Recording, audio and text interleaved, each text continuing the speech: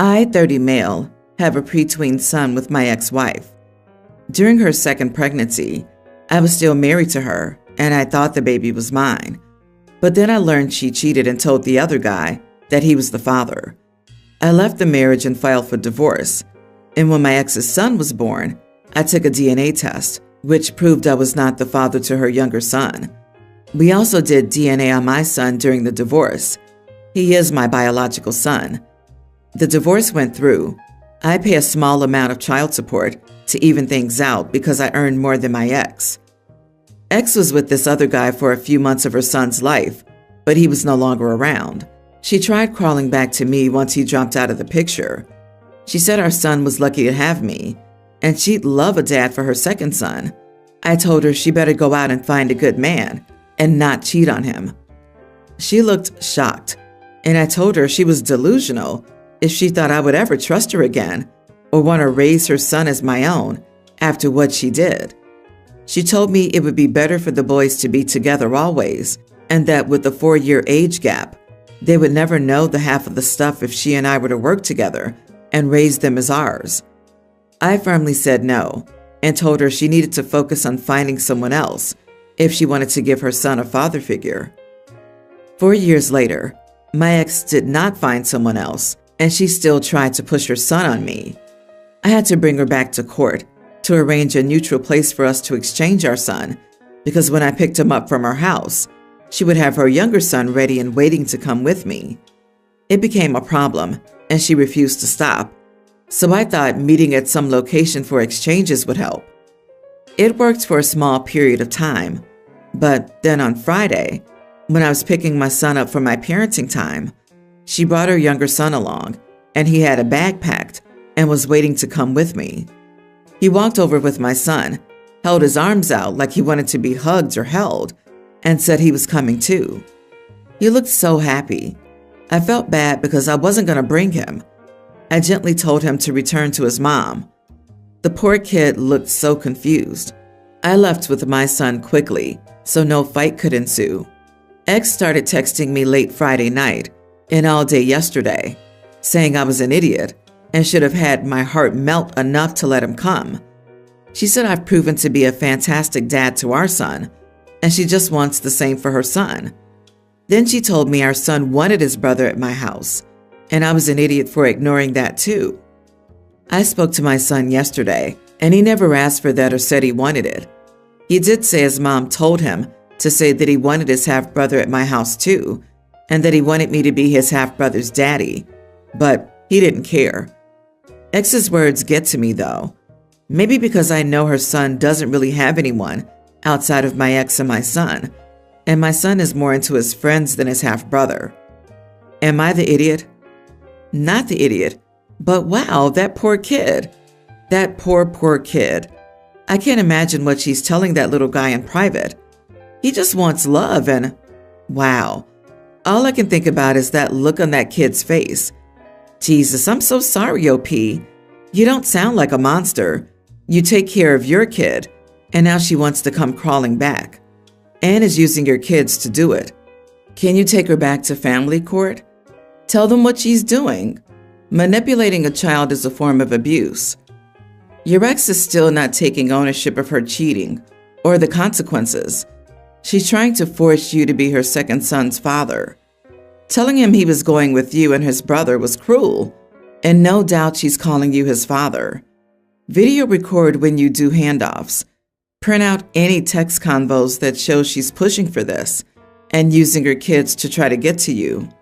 Have a friend go with you during handoffs and record that as well. The more evidence, the better. Yeah, that boy will be traumatized for life. As tragic as that is, this is not on you. This is all on her. You've been firm with your boundaries from day one. Your ex is the one who's dragging an innocent child into adult drama he doesn't understand. On top of that, she's dragging your son into it by coaching him to lie to you. If I were you, I'd go back to court and get this documented for both boys' sake. She will damage both boys if this doesn't stop now. A friend of mine from college is getting married at a destination I had dreamed of going to for a long time, but was totally out of our budget. Her uncle owns a resort and has offered amazing discounts on rooms to her guests. We've had this planned for months. RSVP'd, booked a room, arranged childcare, everything. Now my husband's brother wants to get married the weekend of my friend's wedding. They're not doing anything, just a quick ceremony and party in my in-laws' backyard. It'll be more like a family barbecue than any kind of actual wedding. My husband wants to cancel everything so we can be in town. I don't want to cancel for the reasons outlined above. We've been in an argument about it. I suggested that his brother could just move it to the weekend before or after. They don't have out-of-town guests, a wedding venue, or vendors booked, or anything that would stop them from being able to move it, so my husband and I can attend. It's just pure stubbornness. My husband isn't backing me up on this, and has been talking crap to his family about me, which I hate. He thinks I'm entitled. If his brother had a real wedding planned for months and involved a ton of time and money spent, I'd feel differently. But as I said, it cost them nothing to just change the weekend. Am I the idiot? Not the idiot. How on earth are you being entitled? You RSVP'd yes to your friend's wedding months before your brother-in-law announced his wedding, and your husband went along with it. You made financial arrangements and have booked childcare arrangements, and you're supposed to renege on that because your brother-in-law decided on a whim to get married, and he expects you to cancel all of that to accommodate him? He's the one being grossly entitled, but your husband is the biggest idiot in this situation. He's failing to support you to his family and actively crap-talking you to them. To me, that's unforgivable behavior. You should go to your friend's wedding and leave your husband home. He will deliberately make sure you don't enjoy yourself during what should be a great time. Then he can enjoy his entitled brother's barbecue. She flat out says it's not a real wedding. She describes it as not an actual wedding. She puts wedding in quotes. You are the idiot, OP, for repeatedly making comments about brother-in-law's wedding not being a real wedding. It is, in fact, a real wedding. A destination and fancy resort doesn't make a wedding a real wedding. You're the idiot for demanding your brother-in-law change his wedding date to fit your schedule. His wedding is not your wedding. Genuinely curious, OP, if you had RSVP'd to the brother-in-law's backyard wedding first and then got this dream destination wedding invite from your friend, would you still feel so insistent on attending brother-in-law's wedding as you had already agreed to that first? Don't lie to yourself. I was on your side until you said your brother-in-law's wedding wasn't a real wedding. Then you became a huge elitist idiot. Look, she doesn't mean his wedding isn't a real wedding. She means his poorly planned event that was scheduled at the last minute without considering the availability of supposedly key guests who already had prior commitments in another country that the family now expects them to cancel happily. I mean, your marriage is real and just as valid as anyone else's. But if you got married in your living room, that wasn't a wedding. That's just a marriage ceremony. What the brother is doing is not a wedding. It's also a marriage ceremony.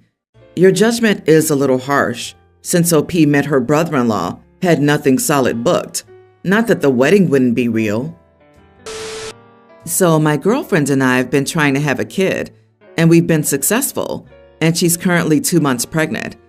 We were just hanging out, and then she told me that she expected me to sell my motorcycle soon, because it was just too dangerous of a hobby to have as a soon-to-be dad. I told her I wouldn't do that, since I've been riding for the past 10 years and have been perfectly fine, and she's just overreacting. She told me that she wasn't going to budge on this and that I had to do it. I told her that it wasn't her choice to make, and I wasn't going to give up my hobbies just because I was about to become a dad, and that she should have brought this up back when we decided to start trying for a kid. Am I the idiot for not wanting to give up my motorcycle after my girlfriend got pregnant? Not the idiot, because you're right that she should have mentioned that this was a deal breaker for her. I'm not sure what she means by not budging, though. Is she saying that she'll break off your relationship? She can't simply make these demands. Consider discussing that you'll be safe and take all safety measures. Everyone's the idiot here. I mean, yes, She should have known to clear this up when you were both trying for a pregnancy, but I also would be terrified of becoming a widow single parent if my partner rode a motorcycle, so I can empathize with her. All I ever hear from my hospital friends is how often they see these accidents and how horrific they are. By the way, after my girlfriend got pregnant, so you had no part in that? My dad quit riding his motorcycle when I was 2 or 3 because he encountered a motorcycle accident and was like, I can't do this anymore. I have a kid. He parked his bike and never rode again. I'm 45. The thing with motorcycle accidents is that it's hardly ever about a lack of skill or safety measures taken by the motorcyclist, and more often than not, about dangerous behaviors by others. You're so vulnerable on a motorcycle. OP, I hope you're seeing this. I don't think you're an idiot, but I hope you consider this. My husband, 29 male, and I, 27 male, went through the assisted pregnancy process and had our son a few months ago. We were thrilled when my sister, 31, announced her pregnancy, and we found out we would be having our children very near the same time. Our niece was born a little over 2 months after our son. My situation and my sister's closely mirror each other. Our husbands work typical 9 to 5s with 30 to 45-minute commutes. My sister's a stay-at-home mom, and I do freelance work from home.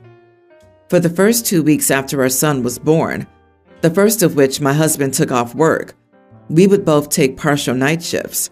Once I felt like I at least had some of my bearings on parenthood, I offered to take over entirely on weeknights while he did mornings before work and weekends. It's a collaborative process, and that breakdown of parenting just made sense to me. My husband was the one leaving our home to work every day. He was the one who had to be up by a specific time to make a drive. At 4 months, we no longer have this obstacle, and to be honest, I kind of miss the sweet, quiet bonding time those extra night feedings provided now that he's settled into a nice sleep schedule and usually only wakes up once. Still, we got it down to almost the perfect science before we exited the newborn stage. On the other hand, my sister is still in that phase and struggling. This has been a recurring problem for her from the beginning. She's been coming to me saying she's scared she'll fall asleep holding the baby, that her husband won't help her with the night feedings, etc. I tried to give her tips since I've been through it. I suggested she let her partner take over in the evenings, 6 to 9 p.m., so she can go to bed early, catch a few more hours, nap when the baby naps, etc. She shot down everything, saying that wouldn't work for them and that she needed her partner to do some night feedings. I reminded her that her husband's the one commuting in the mornings, and falling asleep while driving was a real possibility. I've lived through it, and so could she. I then offered to watch her daughter for a few days so she could catch up on sleep. She took major offense to both of these things. She said I belittled her experience and acted like a better parent. She said I couldn't truly empathize with her or give her valuable tips since she had been pregnant and I hadn't. My offering to watch my niece felt like me saying she needed my help raising her daughter. My intentions were definitely not malicious, but maybe, am I the idiot? You are the idiot. I'm sorry that your husband is so useless as an equal partner. If you're cool with that, fine. But for you to tell another woman how to manage conflict in her marriage is gross and out of line. Your sister wants her child's father to do his fair share of raising their child. She's hardly unreasonable for that. You need to nip your crappy judgmental attitude before you find yourself with no friends at all. Other mothers will not put up with you being so disrespectful about things that are none of your business. Not only that, but her body is still postpartum too. The dude hired a woman as a rental womb to acquire a baby and has no clue what that woman risked and has had to recover from because she carried and delivered that child. This dude is absolutely the idiot. This is why men's clothes have pockets, to keep all that audacity. He's mansplaining motherhood to a woman. Oh, you entitled idiot. This is an entirely different situation. Postpartum sucks. Your tits hurt. Your bottom hurts. Your back hurts. Your stomach hurts. Your hormones are crazy, and you need love and support from your partner, the person you're raising this baby with, this baby that she just built. If you want to be helpful, scream at your brother-in-law to get off his butt. I, 22 male, live at my parents' house while I job hunt. It's been rough living under my parents' roof for the first time in 4 years. One of the biggest things we argue about is my diet. So I've been on a body transformation journey since early April. Since then, I've dropped from about 190 to 160. As of this week, I'm 5'10". I've done this by doing a lot of cardio, weight training, and most importantly, calorie and macro tracking. I buy my groceries, cook my food, and am entirely self-sufficient when it comes to my diet. I ask nothing of my parents, other than time to use the kitchen so I can meal prep. My parents aren't supportive of this. They think what I'm doing is unhealthy and dangerous, which it isn't, partially because they've struggled with weight loss and see my way of doing it as extreme. This causes contention. My dad always talks about how he never did what I do when he was a Marine and in the best shape of his life. My mom always says I'm too skinny and need to eat more, which is typical mom behavior. We argue a lot since they just can't mind their business about it. Tomorrow's my grandmother's 94th birthday, and as much as I want to go, I don't feel comfortable for 2 reasons. The first is that it's a 3-day trip out of state to see her, which means I likely won't be able to stick as strictly to my diet or workout routine as I need to. The second being is that I know I would feel pressure to eat my family's food. It's all like Southern comfort food, so some of the most delicious foods that'll make you incredibly fat.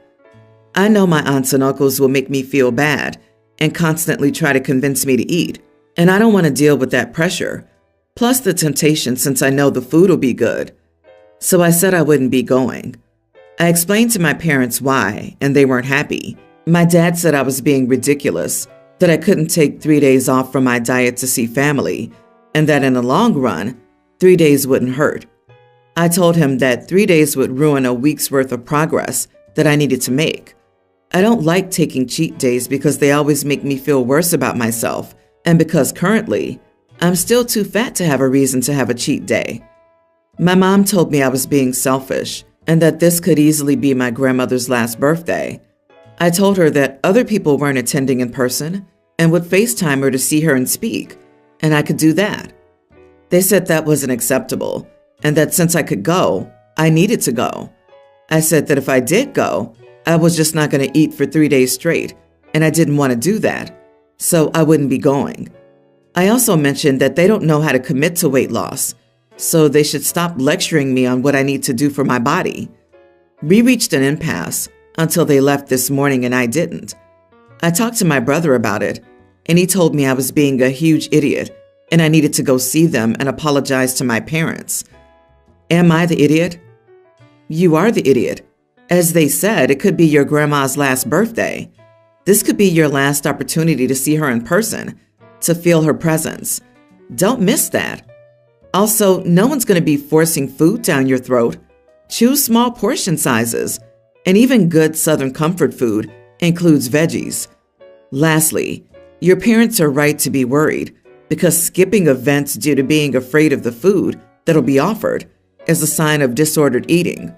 Being around food and being able to make good choices is one thing. Isolating yourself to avoid food is another. Agreed. And the fact that at 160, he still thinks he's too fat to have a cheat day is concerning.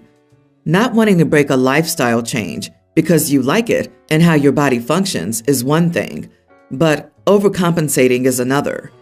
It sounds like OP could use some therapy to help him cope with the feelings he has around food and his parents. Dude, if you can't stop for 3 days for a significant event because the food will make you fat, then your program is too extreme. In 40 years, you won't regret missing 3 days of your diet, but you will regret not being there for your grandmother's birthday, perhaps her last. Consistency is vital, not perfection. And please don't turn dietary and gym stuff into your personality. You'll end up lonely if you don't balance the people in your life. Don't take those around you for granted.